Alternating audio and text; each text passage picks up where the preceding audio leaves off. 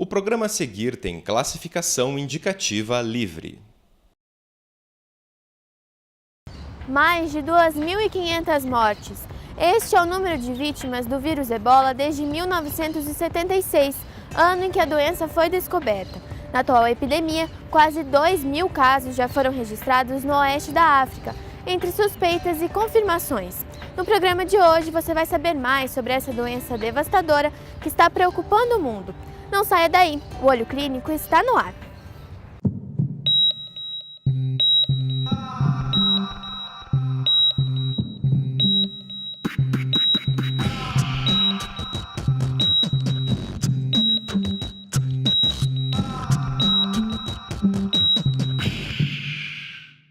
As we all know, the Ebola sick don't come inside this country.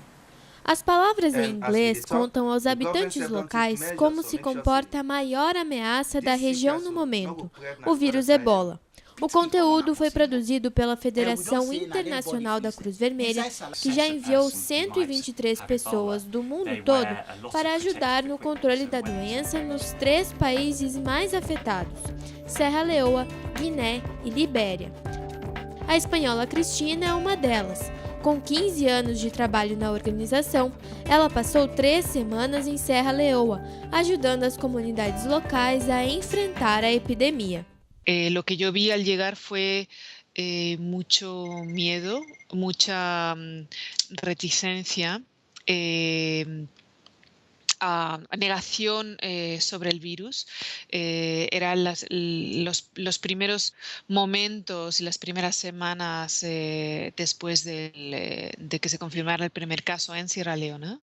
Enfrentar epidemias não envolve somente médicos. Cristina, por exemplo, é socióloga.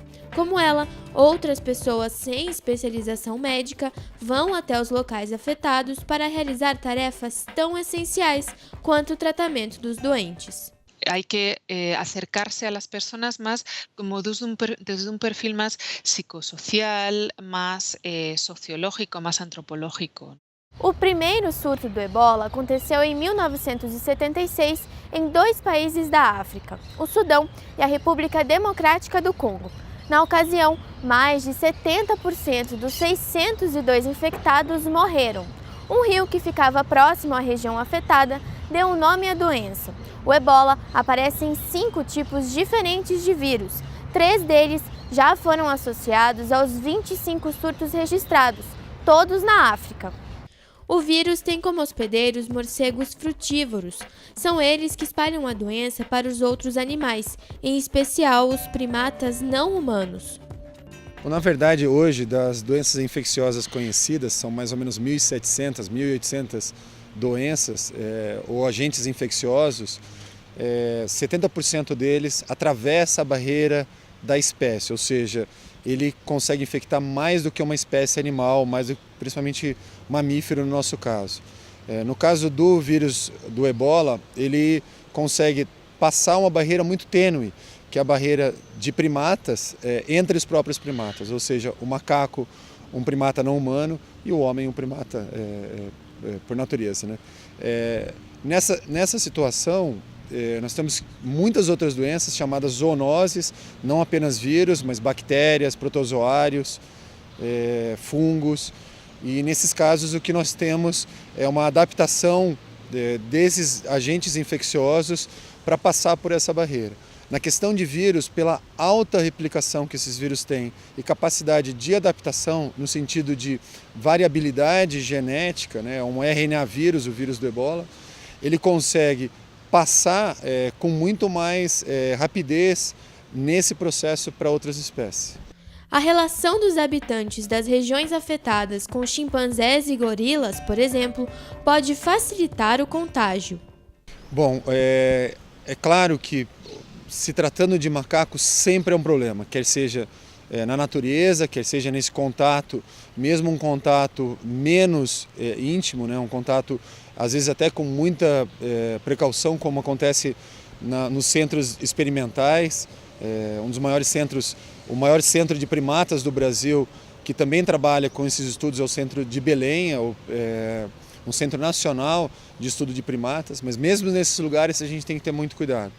Na questão da África, pelo que se tem notícia, a promiscuidade é muito alta com os macacos. Então nós temos duas espécies muito próximas, um vírus que se adapta muito rapidamente a essas mudanças de espécie hospedeira, no caso os primatas, e essa relação íntima, inclusive de alimento, de contato. Nós sabemos que as secreções são a principal fonte de transmissão ou de infecção pelas partículas virais.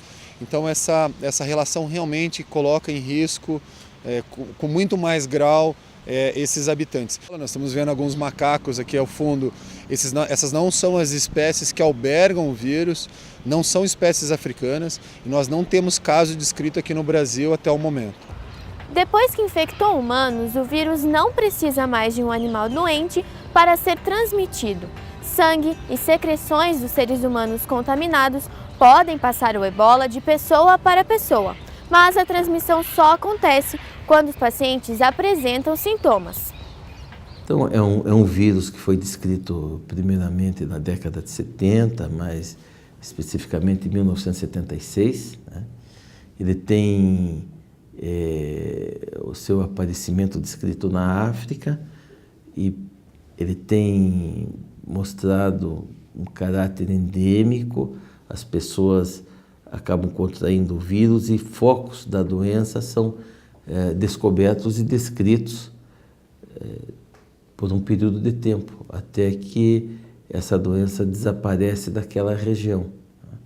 Existe um medo muito grande da população mundial de que esse vírus, pela característica que ele tem de ser tão mortal, se espalhe e venha trazer problemas de saúde em escala mundial.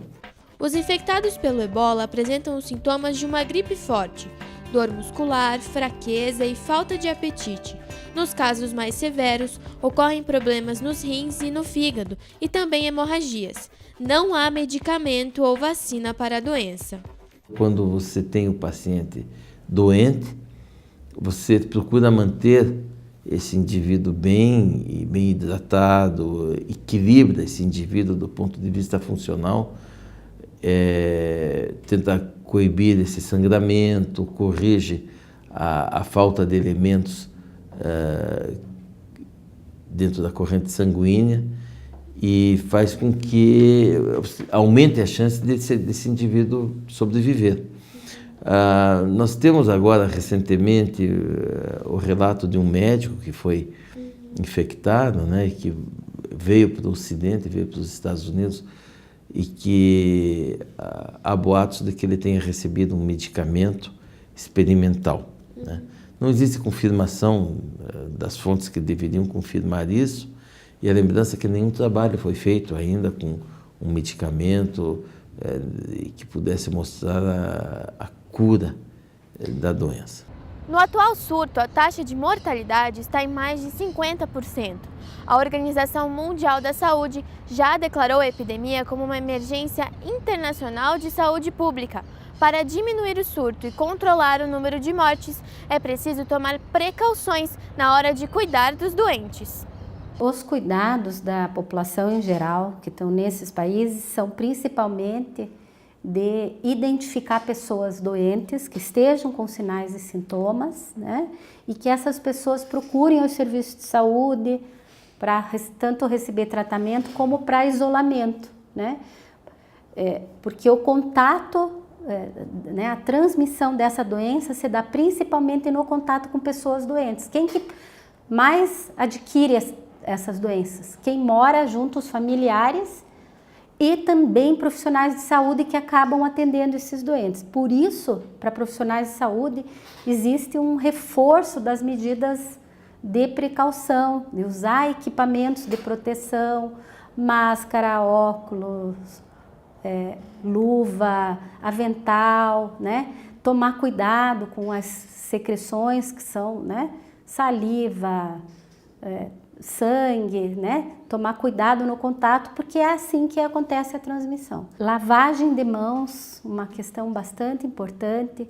Lá nos locais onde está acontecendo também o contato com pessoas que foram a óbito, que morreram pela doença, eles continuam, as secreções dessas pessoas continuam contendo vírus, então, né, também essas pessoas, não se deve manipular essas pessoas que morreram sem ter medidas de proteção, né, de cuidado. No Brasil não há registros de casos do ebola, mas o Ministério da Saúde já publicou orientações para identificar possíveis casos da doença.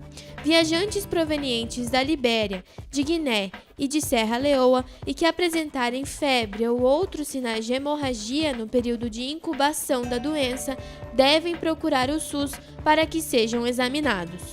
Nós temos um ponto positivo nessa doença, diferente de outras doenças como a gripe, que essa doença só transmite no período sintomático e principalmente quando a pessoa está com sintomas mais graves.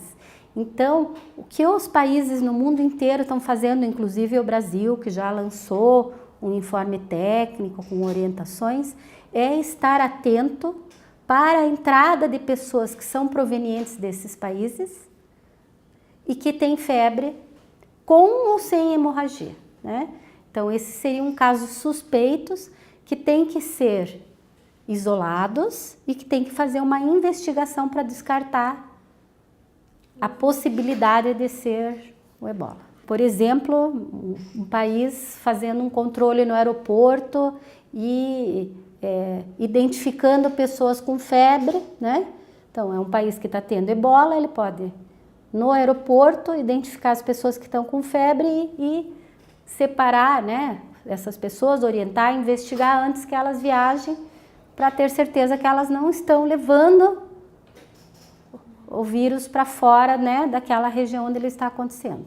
Apesar de possível, o controle do ebola apresenta uma grande dificuldade: a falta de recursos dos países afetados. Em muitos locais, profissionais de saúde morreram, o que amedronta quem pensa em ajudar. Mas, mesmo com o risco de contrair a doença, muitos arriscam a própria vida para ajudar a combater o ebola. Aquí, sobre todo en esta epidemia en África del Oeste, nos hemos tenido que enfrentar a muchos retos. Por ejemplo, muchas diferencias culturales, desconocimiento, estigma, miedo. Y todo esto solo se puede enfrentar desde un punto de vista sociológico e antropológico. O Olho Clínico desta semana fica por aqui, mas você pode rever toda a nossa programação na internet. A gente se vê de novo na semana que vem. Até lá!